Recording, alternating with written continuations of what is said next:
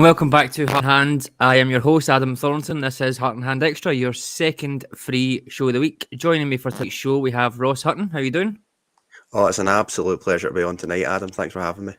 It's going to be a very, very happy show. And we've got Mr. Happy himself, Andy McGowan. How's things? Can you hear us, Andy? I've lost my sound. No, you're fine. You're all good. You're all good. Oh, you're fine. Okay. So Andy's lost his sound. What a great start. He gets that reputation of being miserable and old. I'm glad we've kept it up. Ross, anyway, we'll start with you. We had a full recap last night on YouTube. Colin ran the post-match show, so we're not going to go into the minutiae of the game itself. But in terms of your initial reactions, I guess, to the game, first of all, obviously a huge achievement. Something that you've not seen very much of in your life. A Rangers team in the Champions League. What's your thoughts on it? No, you can say that again. Yeah, it's huge. It's absolutely massive. And listen, very little will compare in terms of moments and in terms of nights to the run that we had last year and the teams that we beat last year and what we've done in Europe last year. This is up there. This is one of the biggest away results that we've had in our history. And not just in terms of that individual away result and going over to Eindhoven and putting in that level of performance and beating that level of team. It's everything. I mean, you're right to point it out there. I've not seen this a lot in my lifetime, really, which is a depressing thing to say, but it's a sad state of affairs. A lot of people have said it, but this was the last enemy to be destroyed in terms of our comeback or recovery, whatever you want to call it. This was it. This was the last hurdle that we had to clear. And we've done it now. And I think you've seen that last night, not just in the stands or in the pubs or in your house, wherever you watched it. But you've seen it with the players as well. I think they really understand and they grasp not just what this means for themselves personally in terms of playing Champions League football and getting to come up against a level of opposition that we'll talk about in a moment. But, you know, what this means for the fans, and Gio said it after the game as well. Everyone's been talking about it. It was, as I say, this last thing that we had to get out of our system, this last hurdle that we had to clear. And we've done it now, and it was a really, really emotional night. It was a huge night for us. And I think what we can do now in terms of the possibilities, whether that be in terms of more player recruitment or in terms of just pushing on in the league and the confidence it will give them, it means a lot. And I don't think you can really, at this point, really put a pulse or put a finger on just how much this means. Absolutely. Andy, Ross hasn't seen it very much. With all due respect, you have seen it quite a fair bit, more than both of us. It doesn't get any less exciting, though, does it? You seen them all? Is that what it is, Adam? Is that what you're I was not saying it. I was not saying that your grasp of technology is unrivaled, but other than that, no. Have I seen this before? Kinda, but no. So my mind was drifting back towards Copenhagen. Other lads' hitch kick and stuff like that last night. But this is different because, as Ross is telling us there and alluding to, it's the context. And if you'd said to us 10 years ago, and it's becoming a bit of a cliche when we start talking about this, because we all know where we've been, and we all know what we've been through, and we know it was a river of shit, and some days you put your head in your pillow and you thought you're never going to have a club again. But if you'd said to us 10 years ago, you are going to go to Eindhoven and you need a win away from home to get into the Champions League proper, you wouldn't have believed it. And no. I think also the Champions League now is different from the Champions League that we experienced after that Copenhagen game. The Champions League now is not just elite, it's elite. Yep. It's becoming a pipe dream for a vast majority of traditionally big clubs around Europe. And the fact that Scotland has got two teams, actually, no, I don't want to mention them, but the fact that Scotland has got two teams is absolutely notable. But this is the greatest sporting story ever told. And, I couldn't be prouder. It's emotional is a word because 55 is emotional. Even before 55, you had the Celtic Scottish Cup semi-final win. That was a milestone. You then had return to the Premier League. You then had 55. You had the runs in Europe. These are all milestones, and you reach them, and then you think, this is great, we're back. Now we really are back, because this was the thing that we always spoke about, the Champions League music. Would we ever hear it again? So it's utterly fantastic. It's been a dreamlike day, because you're just sitting there saying, you've done it, you can bask in it, and it's all gravy for you here on in Europe. I think that's the key point. It's like free hits, and you could take this a few ways. I think you could take it as we're just happy to be here and get the money, and that's it, and we'll see you in. But sticking with you, Andy, I'm not sure this team and this manager really think that way at all. I mean, over the last 4 years, for me, anyway, it's been far away the most impressive continual European spell that we've ever had, and they just kind of keep going again. I mean, last night, okay, the first half, you might say it was even, you might say they were probably unlucky to go in at the break without scoring, but in that second half, we controlled the game. We dominated them in a way, not necessarily all action, free flowing football. We controlled that game. It wasn't anti-football. It wasn't necessarily backs to the wall. It was just a clever and mature performance, Andy. And I think that's maybe a difference from a 10, 12, 15, 20 years ago. So now I will use my age and experience to give you context if I can, because for as long as I've been a Rangers fan, probably up until Gerrard came, we maybe had a glimpse at during Advocat, we have craved to be a respected European team. And what we've always had is a case of we'd go into Europe, we'd play teams that should be nowhere near us in terms of stature, and we'd come away saying, there's some team, or there's some players, or, you know, they're just smarter, more streetwise, more technically efficient, everything. And now we've got to a stage which I've got to give Gerrard a lot of credit for, because he took us that step beyond. And Broncos has actually done it again. The tactical awareness and the fact that we're so well drilled. I thought that the first leg we were maybe a wee bit melodramatic to say this, but tactically perfect apart from 2 set pieces. Yep. We really restricted them to minimal opportunities that you would expect at a game of that size. You know, very evenly matched teams, and we kept them in minimal numbers of clear-cut chances. And I thought last night was the same. They had good chances, right? They're going to have good chances because they're a good team and they're about our level. So you're not going to go through the full game like a domestic game where they don't get a shot off. That's not going to happen. But I thought for that level, it's as tactically astute game as I've seen for long and weary. Cholak's press. I mean, the press, we take press for granted and you think you just run and press. It's not like that at all. You've got to do as a full team. The cutting off of channels for simple basic passes, we are absolutely brilliant at it, and that is what we've been craving for decades.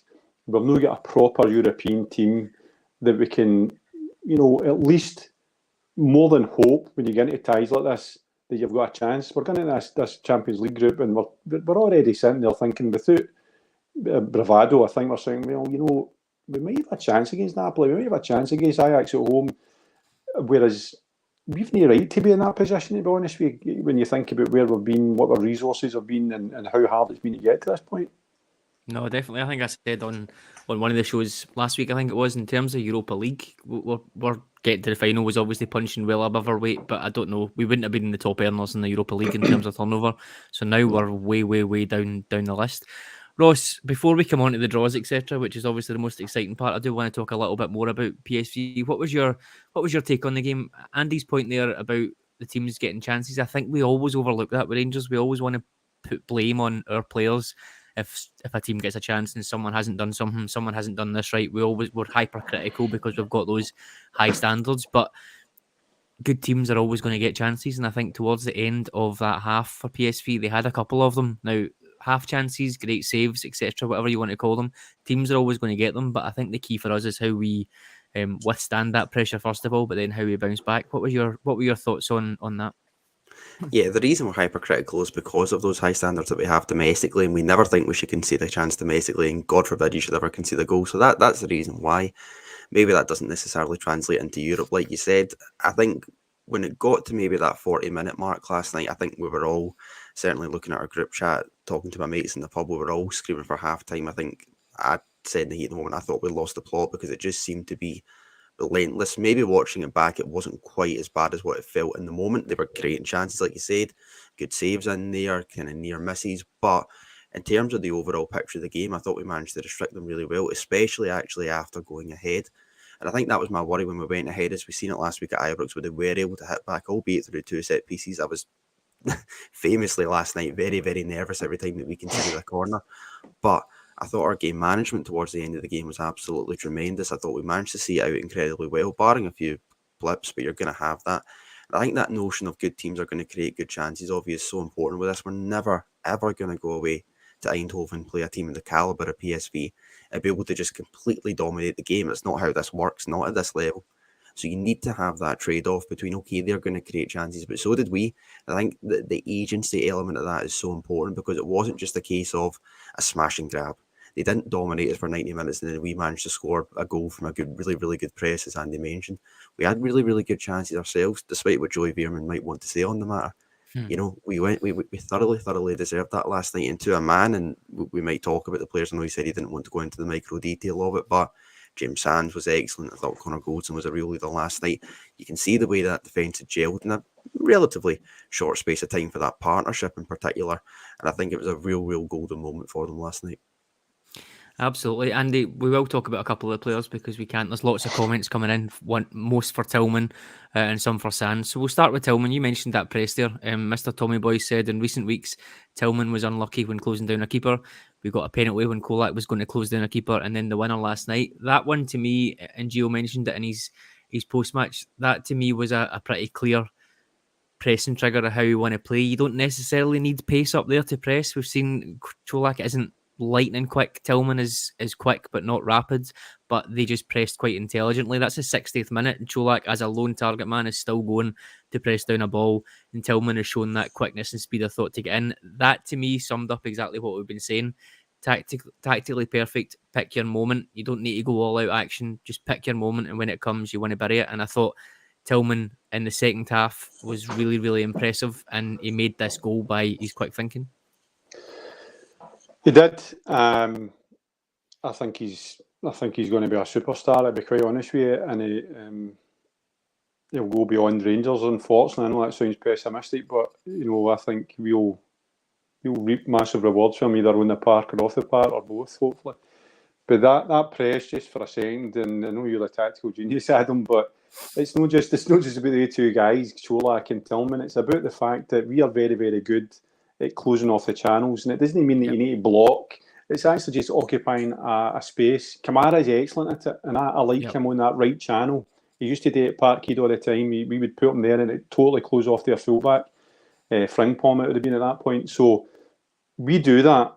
So that's why it's the whole team closing off the channels. They're wanting to play football for the back. They're looking about for the option. They're not quite sure because they think, no, that guy's just a touch too close, and that's how you get that pincer where they're trying to play out, and Cholak makes a press, but Tillman sees it because he's moving well before the actual kind of things taking place, obviously. But he's rapid.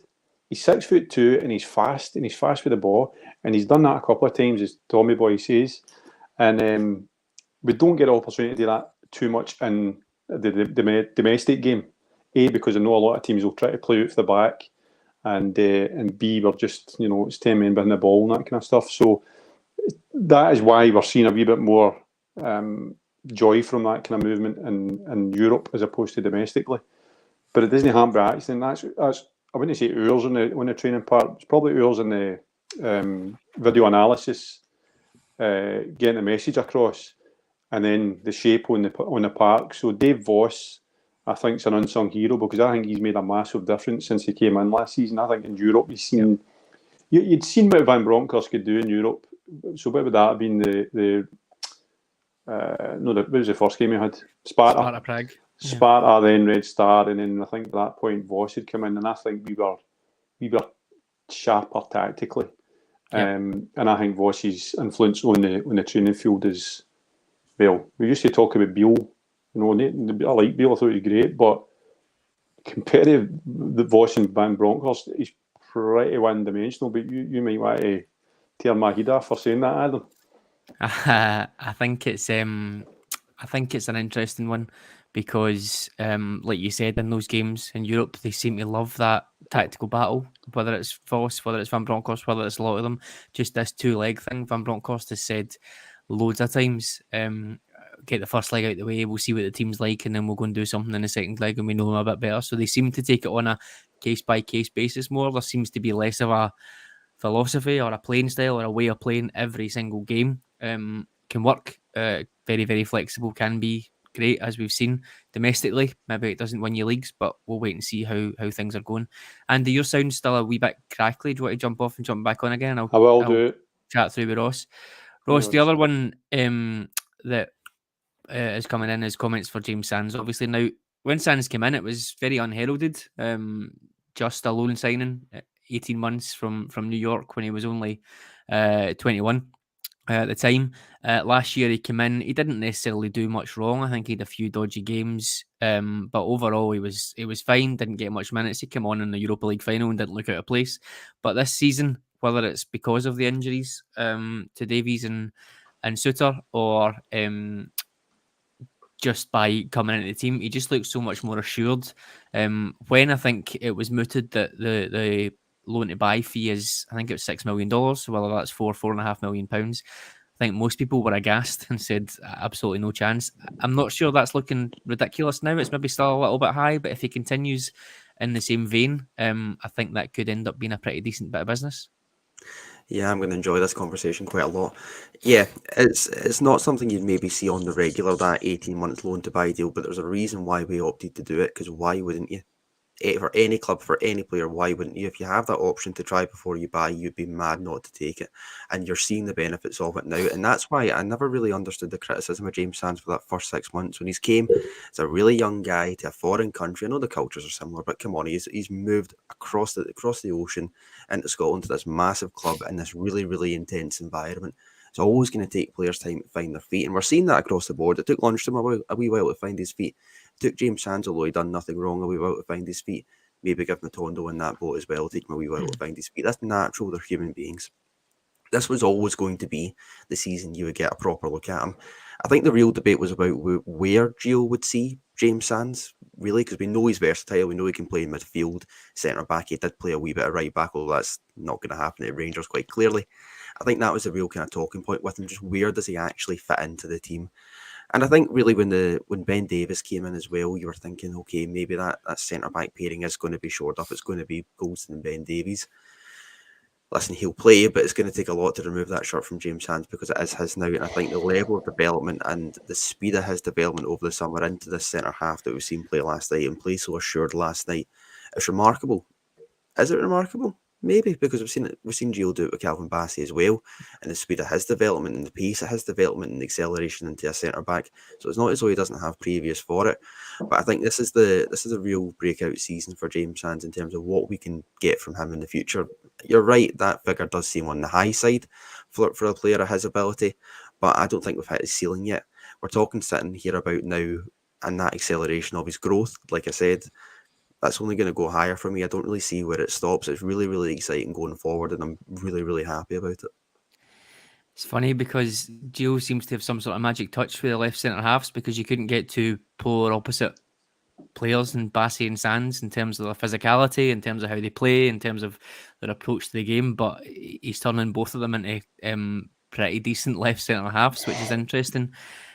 Andy, this point here from Doug about Sands, we can lump Tillman in here as well. Sands is a perfect Gio player, very versatile, trainable, and he'll have a top engine, etc., coming from America. But it's interesting because we've obviously got these two players on loan to buys, and all the talk last year with Celtic was, they're going to have to spend X amount of money to get their loan players in, and they're going to be standing still. With Tillman and Sands, obviously we don't know how things are going to go. It's still very early days in the season. We see lots of comments of people saying, let's rush in and spend, what is that, £10 million on them right now so that we get them in. I think my understanding is exclusive loan to buy means that we have first refusal, but obviously if they have fantastic seasons, more clubs are going to be in there, and they might say they don't want to come to Rangers. We don't know. So it's a bit of an awkward one, that, isn't it? Because you don't want to push the button too early and spend 10 million quid, which is a lot of money for Rangers, on two players that are still quite young and probably will have peaks and troughs. But the future is looking good with the two of them. But what's your take on that kind of financial side of it? What would you do in that situation? I wouldn't look too much into the loan to buy concept, because I think we're seeing loads and loads of clubs doing it, even at a very top level, because it's more about flattening out finances for financial fair play or whatever they call it now. And I think there'll be an element of that for us as well. And I think we've got to presume that, yes, let's say next year or this year, we say to Tillman or Sands we want to execute that option, but they've got a Real Madrid want them or something, I don't know. I think we've got to have a gentleman's agreement in there that they're committed to Rangers. You've seen Tillman after the game last night saying he likes it a lot, and I think they're here for the long term, because it makes no sense otherwise, if you know what I mean. Why would we have put them on loans if it wasn't for that purpose? On them actually as players, I've got to agree with everything that's been said about Sands. I said a farewell ago, and this is me saying I tell you so, but even for the first time I seen Sands playing in midfield, I was like, this boy's got everything. He's not going to beat 3 men and shoot the ball into the top corner, but see, as a defensive midfielder come centre defender, he'd everything. He'd a bit of bite, he'd a bit of pace, he'd very technically efficient, he can hit a diagonal, he's competent in the air, mentality-wise, which I think we always forget about, he's proven already that he's going to have the cojones to do what you need to do with Rangers.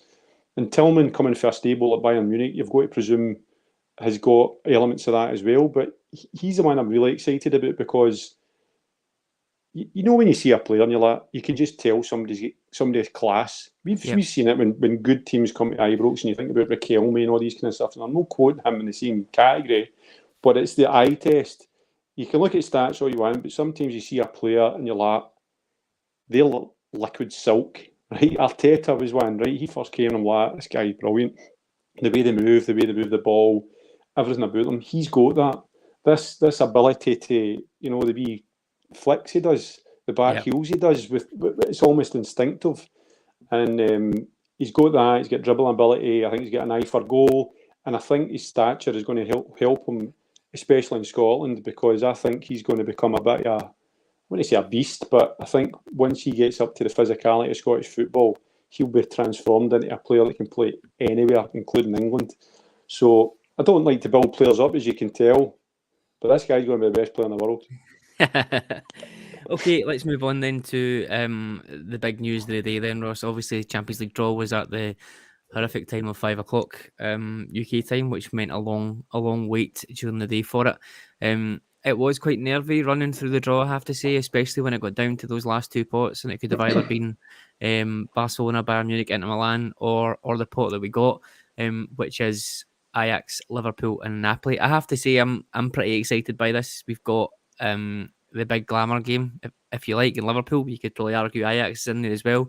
But we've also got a decent chance, I think, of progression through the Champions League, but certainly going into the Europa League as well. So for me, this has got everything in it, and it's a really, really exciting draw. What was your feedback? What's your reaction on it? So almost kind of take it in two parts. I think the draw in itself, you're talking about the glamour tie being Liverpool. I think every game in there has its own element of glamour. Liverpool, for the obvious reasons, one of the biggest clubs in the world, finalists last year, minutes away from winning the Premier League. Huge club, you don't really need to throw any more superlatives at them. Napoli as well. Adam, I know you're an enthusiast of Italian football as well. Everything about that is appealing to me. And of course, Ajax. The narrative is of course going to be about Calvin Bassey, but it's bigger than that as well. And I'd be remiss not to say with the B team stuff that I do, obviously with the UEFA Youth League mirroring the fixtures, to get a wee look at the young Ajax side and maybe the inner workings of the topmost is something that's really exciting me just on that note. So this group has absolutely everything. It has the glamour, it has the glitz, which you want at this level. We were discussing earlier on about, who you want in the draw as you do. It was a long old day. And I think I used the phrase, you don't want a glorified Europa League draw. Listen, it'd be great to get through, but when you go through the rigmarole that we have been, and I'm not just talking about these two qualifying rounds, to get to this level, you want the glamour and you want all the sexiness that's attached to that. And I think we've got it in this tie. The chances of getting through, I think, is maybe the other note of it. We have a chance. Yeah, we've got a puncher's chance, but I think time and time again, this Rangers side has showed that it only really needs a puncher's chance to go and do something special. Dortmund being one, the entire Europa League run, let's be honest, is an example of that. Nobody would have bet on us to go in as far as what we did, but we had a puncher's chance to do so, and the team has taken that. We had a puncher's chance to get through against PSV, and the team took that opportunity. So yeah, listen, I'm a confident, not to sound too bravado or anything like that. Yeah, I'm always going to be confident in Rangers because this team has given us special nights already. It's a tough old ask. It's a really tough old ask. Not as tough as that other pot, like you said. That was an absolute nightmare scenario in terms of any kind of European progression after Christmas. But there's a puncher's chance to go and do something quite special in this group. Yeah, Andy, what's your thoughts? It's obviously 3 big European names with amazing history, which I think is what you're looking for. Europa League last year, we got some really big names and we had some really good, fantastic run, obviously, to the final. But this, for me, this is a Champions League group. It signals that you're in the Champions League. It's not ridiculously difficult, as we said about Group C. It is teams with an illustrious history, but they're going to come to Ibrox and they're going to get a game of it. It's like we guys playing FIFA. This is the dream stuff, and the names speak for themselves. You know, Ajax, Liverpool, Napoli to a lesser extent, but for children of the 80s that remember Maradona, then Napoli is a magical shot. You know, in that stadium and everything about it is something that's ingrained in your kind of football memory. So I actually wanted Napoli beforehand. I just think it'd be a fascinating place to go and get mugged. To be honest with you, that's what I'm worried about. I think we've got a chance, right? And it might. I'm trying to make sure that this isn't just the elation the last night and how I felt all day today, which is giddy, is no affecting my judgment, but Liverpool's going to be really hard, and I'm thinking back to past groups when we had Man United at the pomp. Remember, I went to Old Trafford, we got beat 3-0 going on 10-0, and it was kind of watching it through your fingers. But I also went to Old Trafford under Watersmith, and we parked the bus and really, really frustrated them, and did got a point, which was fantastic. Liverpool could go anyway. At Ibrox, you don't know. At Anfield, it's going to be a massively tough ask. But Napoli and Ajax at home, given what we know about Rangers at home and last season and even seasons before that under Gerrard, we've got a chance. We have got a chance to make some money, first of all, and really fight it out for that third spot. I think that's a realistic option here, and that sounds quite crazy, given we're in the Champions League, but I think we could have had a lot worse draws than that. I think so too. And off the top of my head, I can't remember the last time we had a draw which had 3 previous winners of the Champions League in it. So I think that tells you how illustrious it's been. But as Darren Stewart says, all top European sides, but all have either lost good players or had difficult starts to the season. Advances against anyone at Ibrox, and PSV beat Ajax 5-3 recently. I think they did in the Super Cup. Anybody on their day, I think, coming to Ibrox is going to get a game. So as usual in these groups, Ross, I guess it's win your home games and see what you can get. Certainly for a team of our financial strength, see what you can get away from home. But it will be difficult, but it's just great to be there. Yeah, of course. And like Andy, I don't want to make myself a hostage to fortune by making any kind of outlandish predictions, and none of us are ridiculous enough to do so. But you're right. We've shown what Ibrox can do on its night. Every single team knows that. It's not a secret. It never really was, to be honest. But last year has just cemented it. It's not a secret to know what they're going to be coming in for. Liverpool at home, yeah, again, puncher's chance. Listen, they play a different sport to we do. Let's be honest. We even see them on the telly, and then it's going to be fascinating to watch them in person as well. Ajax and Napoli are maybe the ones that you would be looking to try and get some serious points from at home. But a note on the away form as well, the kind of subject of not being a secret, this team has massive away performances in it. I don't need to tell anyone that. Went away to Dortmund last year and defied all the odds. Not maybe defying all the odds last night, but it wasn't expected. I don't think anyone would have made us the favourites by any kind of long stretch. So we have that in us as well. You're right, Anfield is going to be a hell of a tough task.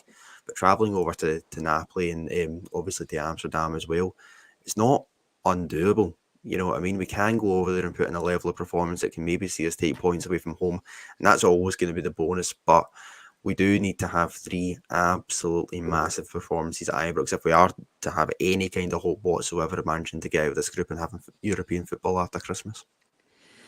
Yeah, I think from what I've read so far in terms of the financial side, we're looking at about 25 million, Andy, base for coming into the groups, which obviously doesn't include gate receipts and doesn't include any points, etc., for winning games. What does this do? I guess with a week to go in the window, we know what it does to the finances, but what do you think it does in terms of funds for the team? I know you were on record a few weeks ago, maybe a few months ago now, as saying possibly the wage bill might come down this year. I think that was pre Bassi and Aribo sales and pre this. What do you think is realistic in terms of the next week or so for players coming in or players going out?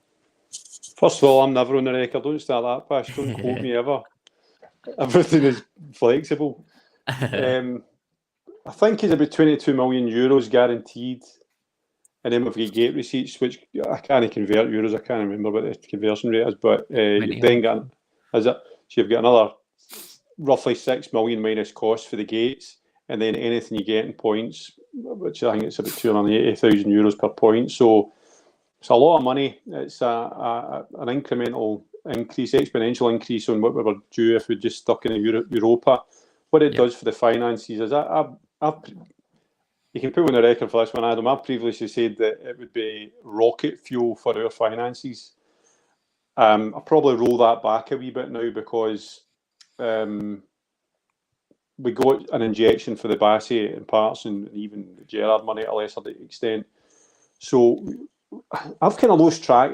I used to be able to say, right, I think your accounts will be this, that. Actually, I've completely lost track yet because we've used some of the money, we've invested it, some of it's loan to buy, so you can't really count that. You've got to future count that and cash flow and amortisation, all this kind of stuff. So I've lost the plot in terms of the accounts. I'll need to wait for the accounts to get my radar on that again. But what I think is that, and Kieran Maguire mentioned it on Twitter today, the guy for the price of football, quite a, the go-to guy for this kind of stuff, mentioned that we might be around about 100 million turnover in terms of revenue, which will be a record. And that, again, I'm talking about the game last night and getting the Champions League being remarkable. That in itself is, I could not contemplate that. Charles Green said that when he was here, we were looking for 100 million turnover. And he was a arse, right? He was just saying that for effect. It was so pie in the sky. But here we are on the cusp of it. We'll be close to it if not hitting it. I think we'll have a bit of funds between now and the end of the transfer window. I think we'll get somebody else, and I don't think it'll be a squad filler. I think it'll be somebody that'll come in and make a difference. Couldn't tell you where it'll be in the park. I suspect it might be another attacker, striker, come wide man. And we're going to need that size of squad. And on the wage bill, you're correct, Adam. I did say that it was going to go down because I was very, very convicted that we are at default a Europa League club financially. And I think the club will be building a foundation of cost on that basis. I think we can rest easy that most seasons, 4 out of 5, we're going to have a Europa group stage. But what we've just done here is we'll probably get equivalent of 2 or 3, 2.5 Europa group stages in the one shot, plus Patterson, plus Bassi. So I think it's going to give us a lot of flexibility. And without boring everybody to tears, sorry folks if you're joining live for a lecture on finances, but what it'll allow us to do is forward plan with surety about wages. So I don't think the wage will come down. I think it'll actually go up because we know what we're going to have in the pot, which you can then take forward. It's like saving up for a rainy day. If we don't make the money next year or the year after, we'll still probably have a bit of a positive hangover for this season. So it's great news. That's why everybody was celebrating so hard, not just about the football stuff, but the club knows what this means. This, I know for a fact, this will open massive doors in terms of the tier you're operating in terms of hospitality and advertising and the kind of commercial partnerships. I know that for a fact. Yeah. Because you'll have Rangers will be in dialogue with club corporations and businesses that want that exposure, but without it, they'll not do it. Mm-hmm. So it'll be interesting to see what we can do kind of mid-season, right? Because a lot of the deals have been agreed last year with maybe Champions League. So that's the problem of going through the qualifiers. If you'd won the Europa League or if we'd won the league, we could have went into immediately in May to these companies and said, look, we're in the Champions League. We know that for sure. Let's talk Turkey. It's a wee bit different this way. But no, I'm really, really excited for it. You can probably tell the way I'm rabbiting on. But this is what we've been waiting for, financially, football-wise. Yeah, Ross, Andy makes a good point there. There is only a week left of the window. There's 2 weeks left until the first Champions League game. So that summer that we could have had in terms of that forward planning isn't quite there. You could argue that the Bassi money coming in kind of sort of gave us that amount of money that we would need to reinvest in the squad, etc. Anyway, but week to go, you are obviously involved in the transfer podcast on the Patreon site. I believe you have just recorded one, which will be coming out in the next couple of days. What's the thoughts? What's the general consensus in terms of what we need? I think I'm expecting the comments to blow up saying we need a centre mid and we need a right winger. Are you going to deviate from that? Is there anything different that you would be doing?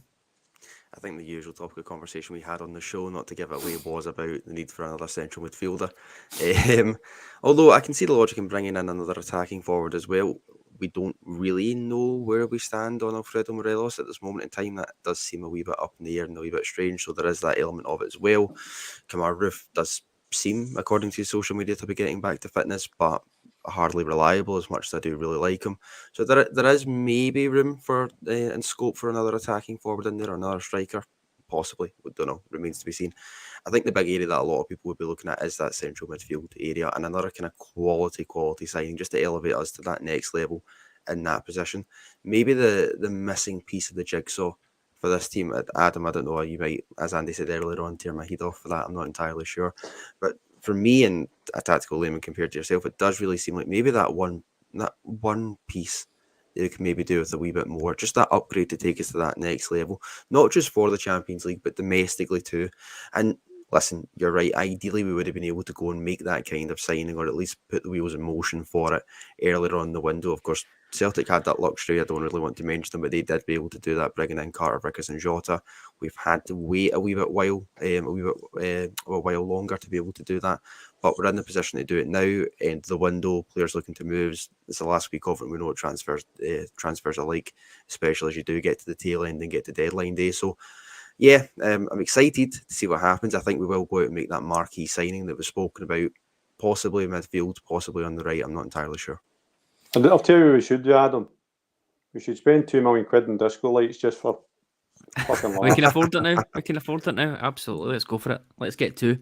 It's going to be interesting. I think I'm really interested in it because the squad is big. As things stand just now, the squad is big enough, I think, for what we need. So it's all well and good. And Andy, I'm sure you'll be first on this train in terms of being fiscally responsible. It's all well and good getting some money in, but I think still a couple of players need to go, not from a financial point of view, but they need to go in terms of just having that trim squad. For me, absolutely. In an ideal world, I would have a kind of deeper line midfielder, a number 8 and a right winger coming in, because I think that's the areas of the park that we need. But we do still have players there. And Andy, we've seen in Glenn Kamara last night. I think most people would have been quite happy that Glenn Kamara would be able to go.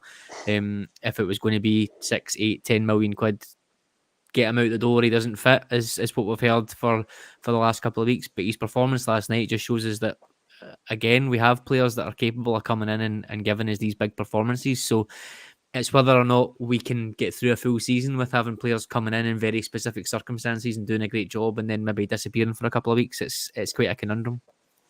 Kamara's a funny player, and I thought last night he was absolutely fantastic, and he was actually a touch of class. You know, he was doing what he does well, which is getting out of tight spaces, using his body shape, and he's a clever player.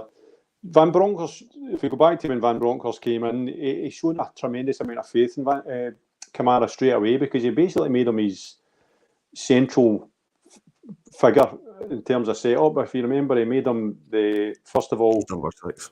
He's number 6 straight away, and then he shown great faith in making him his number 10 further up the park. I don't think he's either. I think what Kamara excels at is being the peripheral figure. And I go back to what I said earlier on about the fact that his best and his strongest contributions for Rangers were when he was in a 3 across the middle and he was patrolling that. It was either the right or left. He could do both. It was usually a left-hand kind of channel. And he was magnificent at doing that thing I was talking about, which is closing off the avenue for a pass for opposition. So both the centre-half and the full-back, he was clever enough to actually cover off the channel, which is tactically brilliant for a manager, because you know that you can put a player like him there and they can trust him defensively, but also when he gets the ball, he's a safe pair of hands. I don't think he's creative enough. I keep hearing he does it for Finland, but I don't think he's ever going to be creative enough to be that type of player with Rangers. So he's in that sweet spot where he's neither indispensable nor disposable. Is that the right words, Adam? Indispensable or disposable? So he's in a great space for us. I was the same. See, the other week when we were talking about Nice coming in from and spending a few bob on arms like that, you could replace Kamara. You probably could replace Kamara. I don't think there's many players at Rangers you couldn't replace if you get the right money in. But last night was just a reminder to everybody, and certainly to me, that he's got a role to play. He might not be quite as specialist as a Brahim Hemdani, for example, but if that's the kind of thing that he does, I mean, he doesn't play the majority of domestic, but then he comes in for every single European game we play and we earn some money off him, then that's what a squad's for. I still think we get too hung up on the first 11, first 16 or whatever. It's about a squad of 25 to 30 now. And once you're in the Champions League, and because we have the demand of winning this fucking league, right, we need to do it. Plus, we're sitting here expecting to get third place and go to Europa Cup and go past Christmas. You know, we're not asking for much. We need to have a big squad of quality. So I still think we'll add one, and I think there might be a surprise in there somewhere. If the right money comes in for the right player, we might see somebody go that we didn't quite expect. Yeah, I guess we've not even spoken about the Morelos conundrum as well, which who knows whether that's going to... We could say, oh, that's it for Alfie. He might be the surprise. It could be. That's it for Alfie, or maybe he gets, now that he's kind of Champions League's there as well, maybe that's an incentive for him to knuckle down, get yourself back to fitness, be the player we want him to can be. Obviously, the contract situation complicates things a fair bit there. So, like I said, a week to go, and there is a lot to do. We could realistically see a couple of players coming in and a handful or more going out when you think about guys like Katic, Stephen Kelly, etc., that are still kicking about. So it's going to be an interesting week. Back to domestic duties at the weekend, Ross. We've got Ross County coming to Ibrox. They haven't had the best of starts, 3 defeats, and they had to rely on I think it was a 87th minute winner to beat Kilmarnock last weekend. Not quite as good as they were last season, I think, going by that form. We know this story. We know what they're going to come and do. They'll maybe be a little bit more adventurous than maybe a Kilmarnock or a St Johnstone were, but it's going to be, we'll give you the ball, have 75% of the possession, and you need to come and break us down. So again, we've got this same paradox of teams coming to Ibrox. What are you expecting from Rangers in terms of changes to the team based on obviously what we've seen on Wednesday night against PSV? Back to reality. It's so fun, isn't it? After the joys of Wednesday night. Yeah, you're right. We've seen this maybe 100 times before. We'll see it 100 times again with regards to Ross County and teams like that. What they'll come to Ibrox and try and do, they'll try and frustrate. We'll have a lot of the ball. We need to break them down, and the onus is on us. I think the big thing we'll need to be wary of on Saturday is not getting too caught up in the fact that is back to reality and making it more of a slog than it has to be. They're not a great side, and this is the type of game that we should be kind of trying to wrap up early. We all know it's Ross County at home, right? We don't really need to go over the script for this too much. In terms of changes, you'd be possibly looking at Matondo coming back, and it'd be interesting to see him. Fashion Sakala, possibly the lesser spotted. I know he came on last night, but he's not had an awful lot of game time, not had an awful lot of minutes.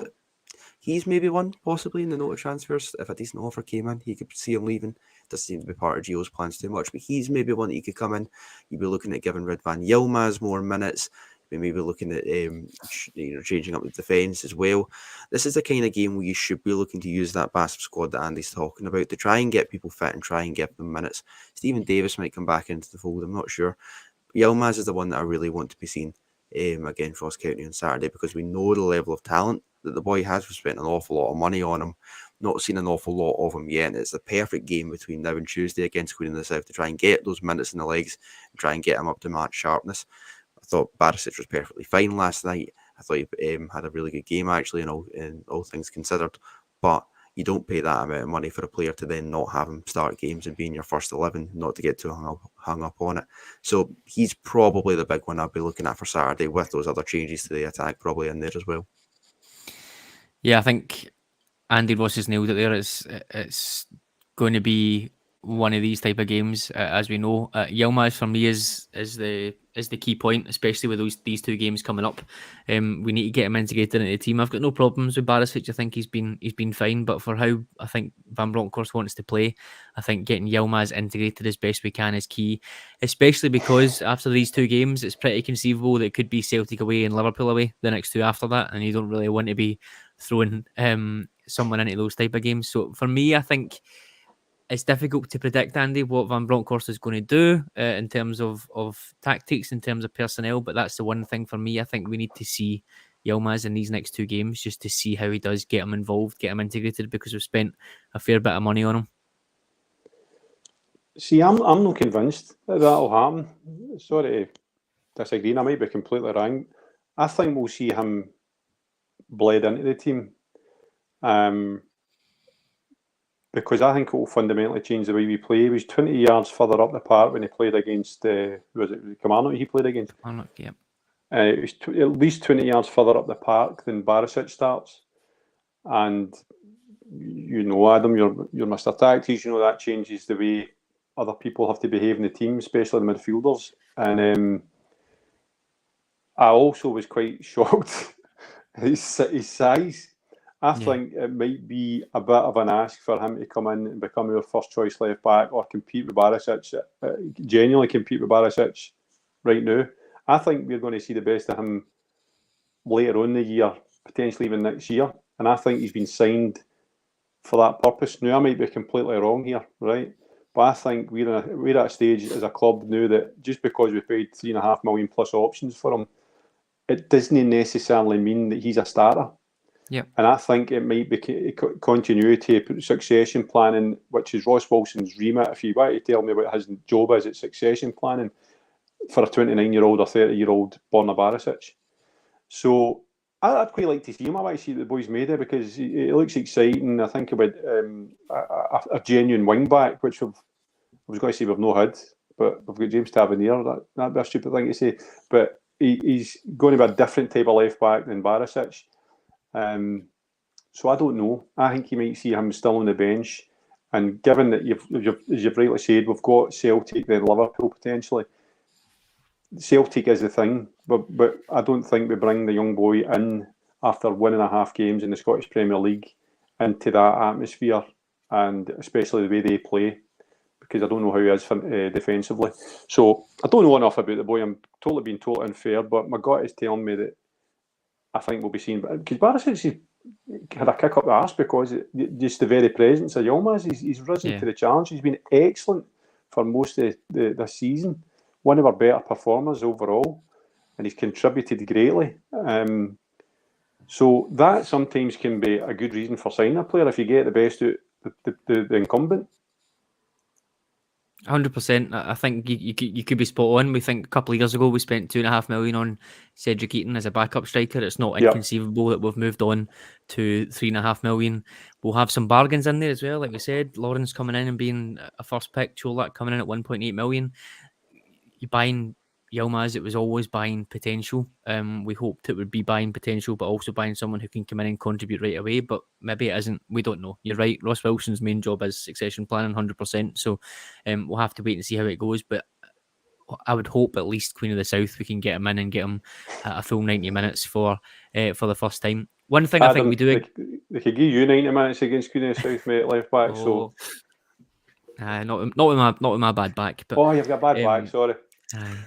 One thing I think we do agree on, Andy, is the kind of cautiousness in the league, particularly, is something I think we need to change. What that combination is, I'm not too sure. We always instantly go to the midfield. It is a paradox. I've mentioned a couple of times how Gio can be more attacking away to PSV than he is at home to Kilmarnock in terms of his setup, in terms of the players that he plays. But I'm not sure he's going to change. I'm not sure we're suddenly going to see this tactical overhaul where he's playing just one sitting midfielder and effectively 5 attackers plus 2 wing backs. So what do you think about that in terms of the consistency over a season? Are we just waiting on players gelling, players naturally improving, etc., and we're going to become a bit more clinical, as we've seen Cholak can be? Is it going to be something like that rather than a full revolution and we suddenly turn into Barcelona of 15 years ago and start hammering teams? If you want to slit your wrist, go back and listen to the flagship that I recorded last week after the Hibs game, because I was pretty heavy and consistent in my opinion of that this is a problem, right? So even despite last night and the Giddy heights we reached, I think we have a problem domestically because of Gio's DNA in terms of management. It is too cautious. I know why he does it. He does it because he wants to play a consistent game home domestically, and then in a midweek in Europe. If we're talking about players and the shape on the park and tactics and that control of press and everything else, it's very hard to just turn that on and off if you're doing it once every 3-4 weeks. So I know why he does it, but what's happening is that we are probably being far too respectful to Dross, Hibs, Kilmarnock, even Livingston in the first game, which we know is stuffy, but even still, I thought we were too cautious. We're wanting to use the space that we get against opposition. We don't get it in Scotland, so we've got to be patient until that space occurs. And it's so far and few in between that it's taken too long to get anywhere. So that's why full first halves are going past us, where you sit and you think, a shot and goal, or the goalie's not made a save or something like that. It's really inconceivable to think that team last night that we watched in Eindhoven is the same team that against Killie, Livingston and then Hibs were so inert in the first half, especially when you look at the players. You talk about Lawrence, shoots for anywhere, can beat a man. Tillman, Matondo's a flying machine. Cholak shoots inside. All these players should be getting more. We should be getting more out of these players in the games we're playing against the opposition we're playing. And I think that's due to the manager. It is a criticism, right? I'm not even going to hide away from it and just say, I love Gio because we get through last night. It's a criticism. I think he's going to have to change it. In fact, I'm so positive about it that over the course of the full season, it'll cost us fine margins. The biggest problem we've got is that Celtic, they'll get beat about 10-0 in most Champions League games. They'll get scudded because of the way they play and how naive they are. But at home against the dross that we're facing, it's just gay abandon in terms of attacking. And I'm maybe overplaying that, but I just think there's more firepower and more intent to use it for them. And over the course of the season, that'll show. And it showed a wee bit last year. But last year, I think if we hadn't went so far in Europe, we'd have won the league. So I'm worried about it. I'm going to say, but you might come back to me in 6 months, and everybody watching comes back to me in 6 months and say, Andy, you absolute bedwetter, what were you on about? But usually I'm the one that's saying that, calm down, don't worry about it. I can see it, and I can't. My eyes can't take it away. Yeah, Ross, I'm in the same boat as Andy. We are the polar opposite of Celtic, which is a great place to be as long as we've got the league title, I guess. But it is strange. We have this. It's not new. We had it under Gerrard as well. The team can get themselves up for European games, but I think it feels more pronounced under Gio. There's a high possibility that he's a really good cup manager.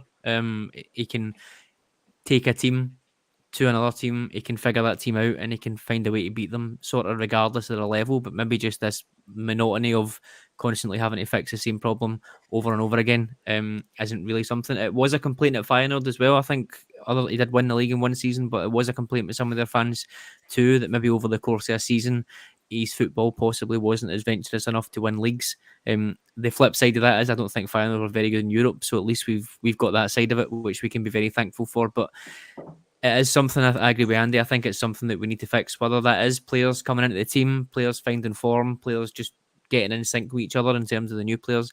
Something I think needs to give on it, because the away form in the league over 2022 is pretty horrendous. And if the home form drops at all, then we could be in a wee bit of bother. Yeah, kind of thinking back to what I read at the time when Van Bronckhorst came into the fold, I think the number one criticism of Feyenoord fans was that he really struggled to break down a low block as a Feyenoord manager, which is good because we don't come up against low blocks very often in the league, of course. So it's a problem. It's a problem. I've got no issue saying that, and I'd probably echo everything Andy said there. Just because we reached the dizzy heights that we have last night and we've got the results that we have in Europe under Van Bronckhorst, there is still the bread and butter that we need to take care of on a week-to-week basis, and that is the league. I'm not as worried about it at home. I think at Ibrox we should more often than not have more than enough anyway, just to kind of get past teams. But there is a pattern that I do find quite concerning. Kilmarnock's probably a perfect example of that. We got past them, right? In the end, it was comfortable enough, but that entire first half just didn't exist. It was 45 minutes of dead time, really, where we weren't really creating an awful lot. We were clinical when it came to it, but, Cholak's going to have an off day one day. There's going to be times where Ryan Kent isn't firing. There's going to be times where you're not just going to be able to find that yard of space that you need when it presents itself. It's not always going to happen like that. And that's my big concern, is that when individual players aren't on it, which seems to have been what we've been relying on quite a fair bit recently, is individual players to step up in big moments, which is fine. And over the course of a 38-game league season, you're going to need that. Every team does, no matter where you are, where you're Rangers, Man City, Real Madrid. You need individual players to step up at big moments. But that can't happen 38 games out of 38. It doesn't work like that. You're going to need to have some level of reprieve in there. So, yes, it's a concern. You've seen that with Hibs as well. Even the conservatism just to shoot. And I know that sounds like such a daft thing to say, and such a massive oversimplification. But Swing with that. Try to keep the gimmick of being younger than you. Yeah, but even a reluctance to shoot and what seems like really key areas to try and release that ball, it's an issue, and we get punished for it, and that is going to happen over the course of a piece. So yeah, it's a concern.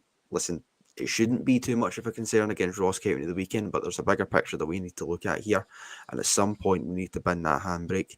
Gerrard done it eventually. It seemed that if you think back to the 55 season after that 0-0 draw away at Livy, it did seem to be the catalyst for maybe removing the handbrake and that natural conservatism that he has as the manager as well. I don't know what's going to be the eureka moment or if we're going to have it under Van Bronckhorst, but I agree. I think it needs to come sooner rather than later. Yeah, we'll see how it goes. Okay, that'll do us for tonight. Andy, thank you very much for joining me.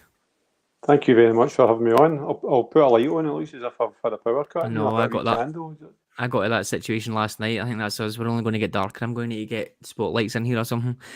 Ross, you look very bright in there. Thank you for joining us. Just coming on right at the end there. It feels I've been in the dark all evening, but no, thank you. It's been an absolute pleasure. I thoroughly enjoyed this.